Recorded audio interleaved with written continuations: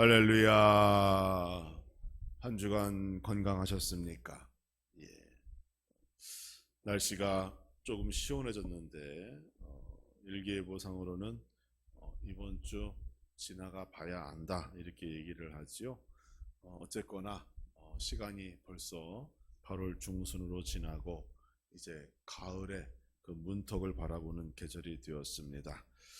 이 한 주간에도 바쁜 일정이 또 있고 또 여러분 삶 속에 하나님이 함께 하심으로 인하여 모든 일정 가운데 형통해 보기, 여러분의 삶에 넘쳐나기를 주님의 이름으로 축원합니다.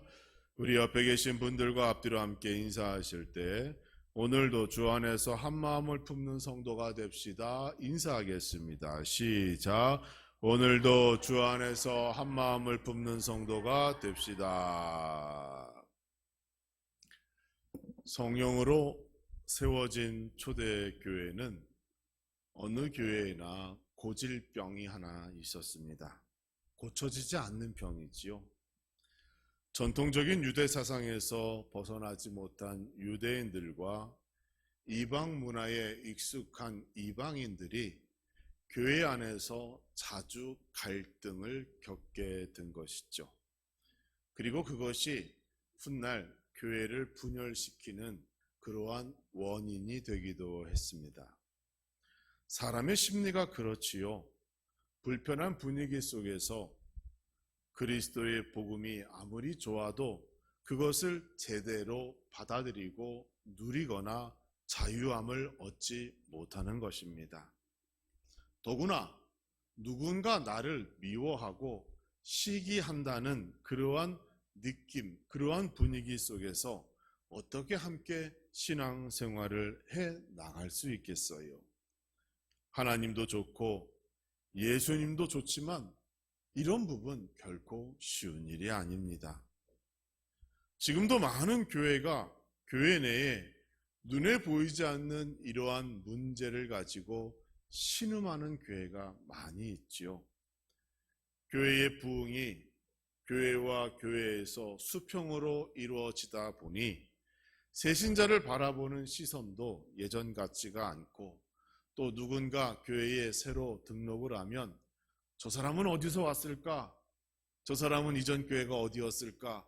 거기서 또 어떤 문제를 일으키고 온 것은 아닐까? 뭐 여러 가지 복잡한 생각을 하다 보면 결국 교회가 말씀으로 하나가 되지 못하고 그 안에 그룹이 나눠지고 서로가 서로를 바라보는 시선이 다른 그러한 문제를 낳게 됩니다.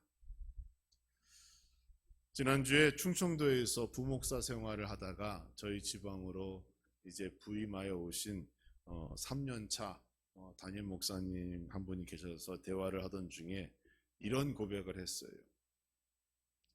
충청도에서 부목사 생활하면서 교회 차량을 운행을 하는데 성도들 집 앞까지 차를 이렇게 운행하면서 이제 한 분씩 내리잖아요. 그러면 한 분 내리면 차에 남아있는 분들이 그 내린 분 성도들을 흉을 본다는 거예요. 아유, 돈도 없는데 옷을 어떻게 입었다는 둥, 사치스럽다는 둥, 저 집 애가 무슨 사고를 쳤다는 둥, 흉을 본대요. 그리고 또 다음 집에 한 분 또 내리면 또 차 안에 있는 분들이 방금 내린 그분 또 흉을 본대요. 예. 그럼 결국 누구 흉은 맨 마지막에 안 보겠죠? 예, 마지막에 내리는 사람은 흉을 안 보는 거죠. 그러니까 그 문화가 너무 자연스럽다라는 거예요. 다른 사람 이야기를 너무 쉽게 하고 다른 사람 집안과 가족 이야기를 너무 쉽게 얘기하면서 그런 모습을 보며 마음이 너무 아팠다라고 하는 그 목사님의 간증 아닌 간증을 들어본 적이 있습니다. 저희 교회는 절대로 그렇지 않죠. 예. 그러면 큰일 나죠. 예.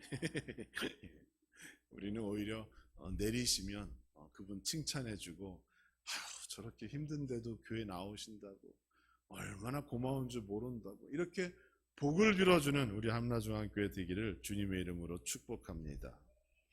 그러고 보면 초대교회나 오늘 현대교회나 다 비슷한 병을 앓고 있는 것 같아요.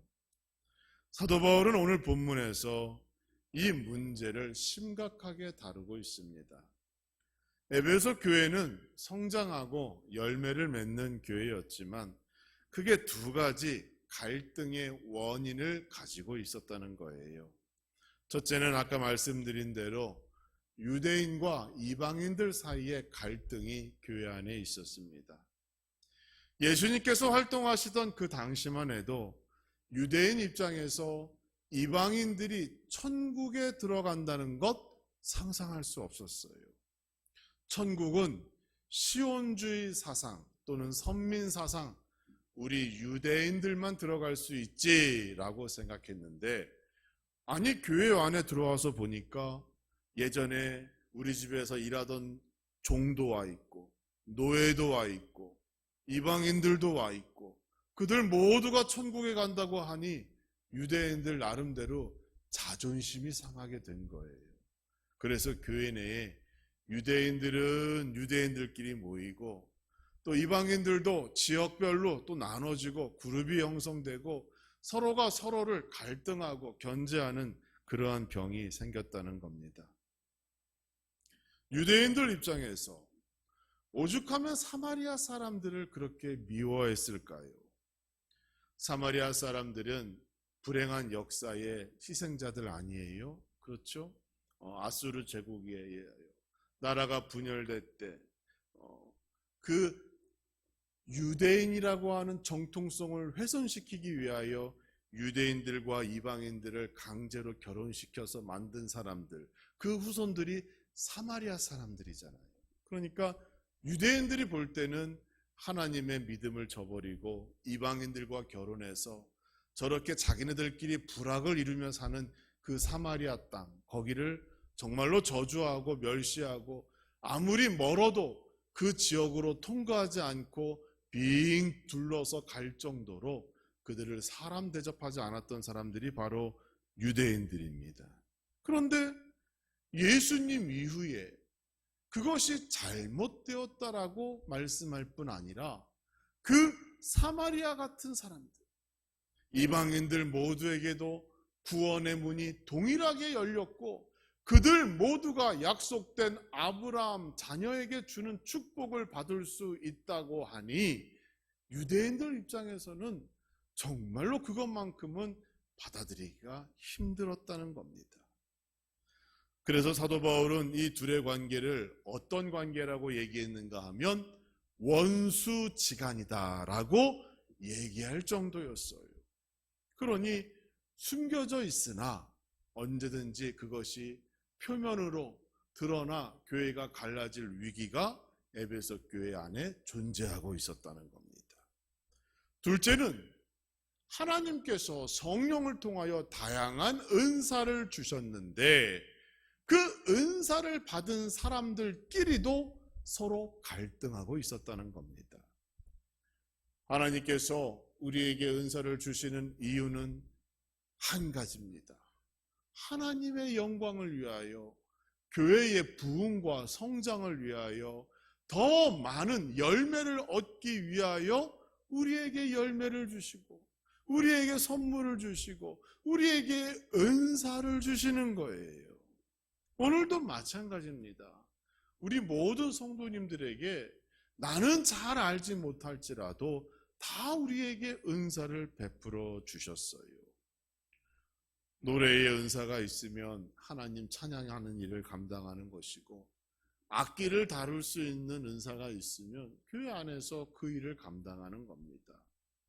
손재주의 은사가 있다면 교회 내에 여러 가지 어려움과 문제가 있을 때 그걸 해결할 수 있도록 내가 직접 만지고 고치고 또 채우고 그런 은사를 감당하는 거예요. 내가 운전하는 실력이 탁월하면 또 기쁜 마음으로 그것을 통해 교회 차량도 운행할 수 있고 얼마든지 하나님의 영광을 위하여 내가 가지고 있는 그 재주, 그것을 우리는 은사, 하나님의 선물이라고 얘기하는데 그것을 통하여 하나님께 영광 돌리고 성도를 섬기고 봉사하는 거예요. 문제는 사람들이 이러한 은사에 대하여 서열을 매기고 무엇이 더 값지고 무엇이 더 좋은 것이고 무엇을 받아야 한다라고 주장하기 시작했다는 겁니다. 저는 중학생 때 이제 순복음교회에서 한 2년 정도 신앙생활 한 적이 있는데, 수련회만 가면 금식을 시키고, 그리고 방언을 할 수 있도록 자꾸 거기서 이렇게 강요를 해요. 그러니까 순복음은 성령 받으면 무조건 뭘 해야 된다고 그래요? 방언할 수 있어야 된다고 그래요. 그러니까 방언을 못하면 성령 받지 못한 거라고 그냥 치부해버리는 안 좋은 문화가 있어요. 그런데 여러분, 방언도 하나님의 선물입니다. 은사예요. 예. 그러니까 방언 받으시는 분도 있고, 그 방언을 통역하는 은사를 받으시는 분도 있고, 다양한 은사가 교회 안에 존재하는 것이지, 무엇이 귀하고 무엇이 덜하여 그것을 받지 않으면 성령도 받지 못한 것이고, 아직까지 너의 믿음이 약하고 초보적인 단계라고 그렇게 치부해서는 결코 안 된다는 겁니다. 또 은사도 내가 처음에는 그것을 받았다가 나의 스스로 활용하지 못하면 하나님께서 그 은사를 대신 가져가시기도 해요. 그러니까 과거에는 내가 방언도 하고 나름대로 예언 같은 그런 어떤 은혜를 받아서 성도를 위하여, 덕을 위하여 기도해 주기도 하고 그러한 능력이 있었으나, 그것을 잘못 사용하거나 그것을 소홀히 하면 하나님께서 그걸 가져가시기도 해요. 그게 은사가 그렇습니다. 그러니까 이 은사를 통하여 서열을 나누고 무엇이 중하고 무엇이 소중하다고 주장하는 것 자체가 여기에 대하여 잘못 이해하고 있는 겁니다. 그런데 에베소 교회가 그랬어요. 어떤 사람은 예언과 방언과 좀 신령한 것이 더 귀하다고 얘기하고, 또 어떤 사람은 가르치는 은사가 최고라고 얘기하고, 뭐 그러한 걸로 인하여 서로 싸우고 다투고 파벌이 나눠지는 문제가 생겼다는 겁니다. 한마음 한뜻으로 거룩한 예수 그리스도를 중심으로 하나가 되지 못했어요. 그런 교회는 사실 미래가 불확실합니다. 그리스도께서 그 교회의 주인이 아니라 사람이 주인 되고자 싸우고 다투고 있기 때문에 하나님께서 그 교회에 복을 내려주지 아니하십니다.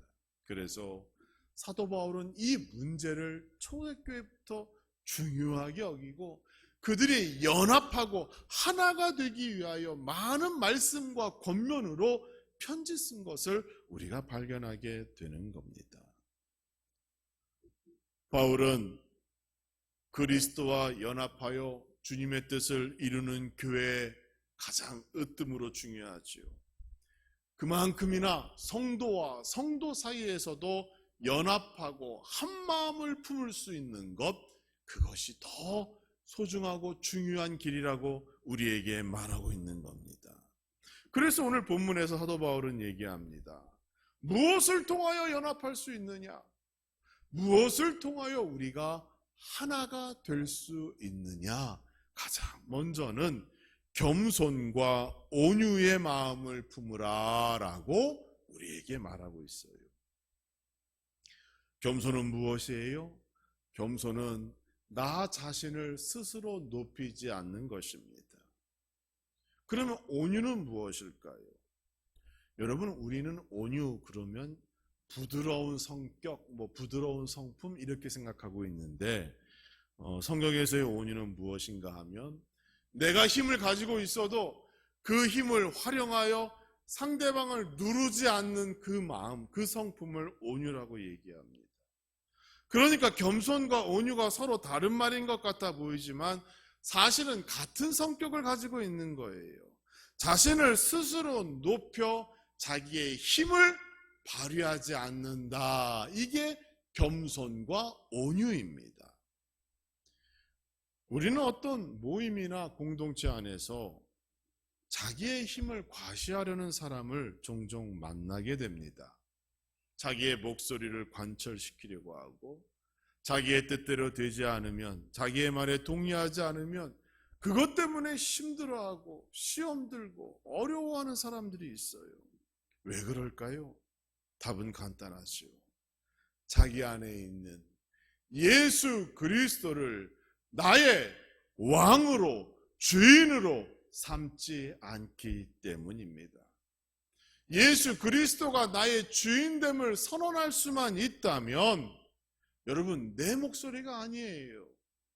우리 함께 예수 잘 믿어봅시다 라고 말하며 나를 양보하고 나를 낮추고, 예수 그리스도께서 주님은 이럴 때 어떻게 하셨을까 얘기하며 함께 기도해 봅시다, 이렇게 얘기할 수 있는 사람, 그런 사람이 겸손과 온유를 가진 사람이에요. 그러한 성도들이 하나둘 모여야 교회 안에서 하나됨의 역사, 연합할 수 있는 역사가 나타나게 되는 것이죠. 겸손하신 예수님, 하나님의 어린 양이 되셔서 우리를 위하여 그 십자가의 길 묵묵히 걸어가셨습니다.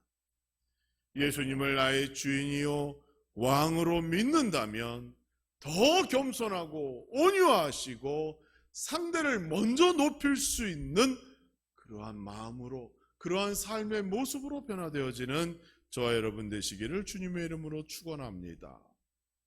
또한 사도 바울은 오래 참음으로 연합을, 하나됨을 이룰 수 있다라고 우리에게 권면합니다. 오래 참음이 뭐예요? 다른 말로 인내라고 얘기하죠. 그런데 많은 분들이 이 인내를 오해합니다. 단지 내가 지금 화가 났는데 이 상황 속에서 참고 버티는 것을 인내라고 생각하시는 분들이 많습니다. 그러니까 부부가 싸울 때 의견 차이로 인해서 부부가 종종 싸울 수 있잖아요. 그때 씩씩거리며 남편이 아내에게 내가 지금 얼마나 참고 있는 줄 알아? 내가 얼마나 인내하고 있는 줄 알아? 막 이렇게 얘기를 해요. 그런데 여러분, 그것은 세상이 말하고 있는 인내, 세상 속에서의 오래 참음입니다. 성경은 우리에게 그렇게 얘기하고 있지 않아요. 성경이 말하는 오래 참음은 크게 두 가지 뜻을 담고 있어요. 첫째는 무엇인가 하면 보복하지 않는다입니다. 보복하지 않는다. 구약 성경에서 하나님의 성품을 설명할 때에 하나님께서는 노하기를 더디하시는 분이다라고 소개하고 있어요. 노하기를 더디한다는 것은 당장 그 죄를 물어 심판하지 않는다는 거예요. 다른 말로 하면 보복하지 않는다는 겁니다. 죄를 지은 인간을 향하여 당장 그의 죄의 값을 물으지 않는다는 것이고, 이것이 사람과 사람 사이에서 적용될 때는 보복하지 않는다는 뜻이 됩니다. 하나님께서는 이스라엘이 반복되어지는 그 불순종의 죄 가운데서도 오래 참으심을 보여주십니다. 꾸준히 참으셔요. 지금도 참고 계셔요. 그게 뭐예요? 지금 당장의 죄를 묻지 아니하신다는 거예요. 우리의 죄를 묻지 아니하시고 참고 견디신다는 거예요. 그게 보복하지 않는 하나님의 구약 성경에 나타난 오래 참음입니다. 둘째는, 인내는 무엇인가 하면 기다려준다라는 뜻이 있어요. 오래 참음은 기다리신 거예요. 기다리는 거예요.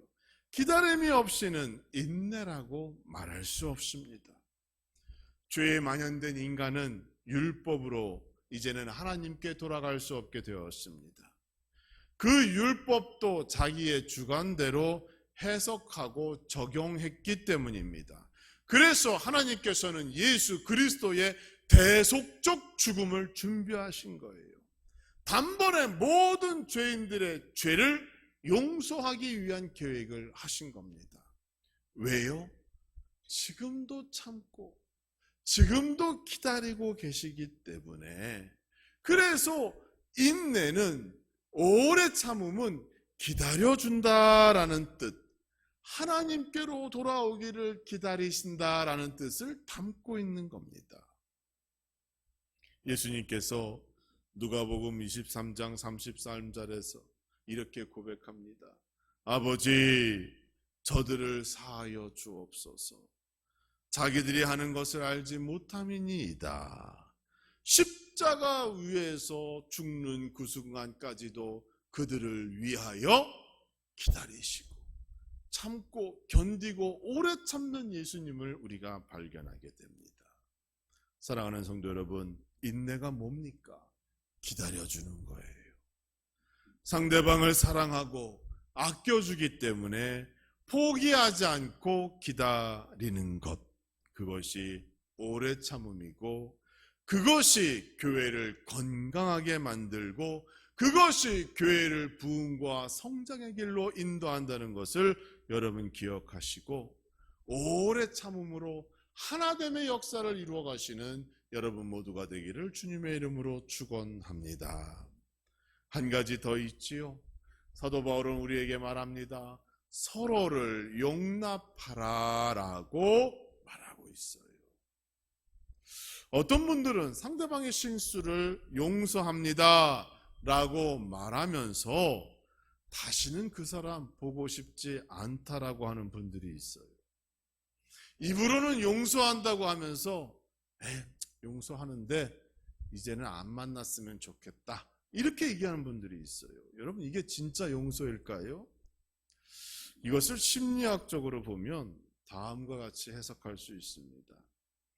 용서를 첫째는 그 사람을 향한 마음속의 분노와 복수심을 내려놓는다라고 해석하는 게 있고요. 둘째는 용서를 나는 용서하지만 아직 내 마음의 상처가 회복되지 않았어 이렇게 얘기하는 경우가 있어요. 또 용서와 신뢰는 다르기 때문에 내가 지금은 용서하지만 당신을 신뢰하기까지는 더 많은 시간이 필요하지 이렇게 이야기할 때가 있어요. 여러분의 의견은 어떻습니까? 어떤 게 용서일까요? 모든 질문은 그 답이 성경에 나타나 있습니다. 하나님께서 보여주신 모습과 예수 그리스도께서 이 땅 위에 하신 말씀과 그 행동을 보니 우리는 무엇이 진정한 용서인지를 알 수가 있어요. 하나님께서 이스라엘 자손을 어떻게 대하셨을까요? 이스라엘 자손을 용서하신 후에 그들을 다시 보지 않으셨습니까? 그렇지 않지요. 오히려 그들을 더 품어주셨어요. 시간이 흐르면 흐를수록 그들을 더 깊이 이해하시고 그들을 더 깊이 생각하시고 사랑하셨다는 겁니다. 더 많이 기다려주시고 더 많은 기회를 베푸시고 더 많은 회개와 회복의 역사가 나타날 수 있도록 우리 하나님은 견디고 참고 오래 참으셨습니다. 그것이 진정한 용서라는 걸 말씀하고 계셔요. 예수님은 어떠하셔요? 예수님도 용서하신 후에 그 용서하신 상대를 만나지 아니하셨어요? 그렇지 않죠. 예수님을 배반한 베드로를 부활하신 예수님께서 직접 찾아가셨습니다. 내가 나를 사랑하느냐라고 물으시고 베드로를 품어주셨어요. 예수님의 부활을 무시하던 도마를 예수님께서 찾아가셨습니다. 네가 나에게 보지 못한 거로 믿지 못하느냐 말하며 손바닥과 옆구리에 있는 구멍을 보이시고 도마의 믿음을 재확인해 주셨어요. 격려해 주셨어요. 예수님을 믿는 교회와 성도들을 핍박하던 바울을 예수님께서 어떻게 하셨습니까? 다메섹 그 도상, 다메섹으로 가는 길 위에서 예수님께서 찾아가셨어요. 만나주셨어요.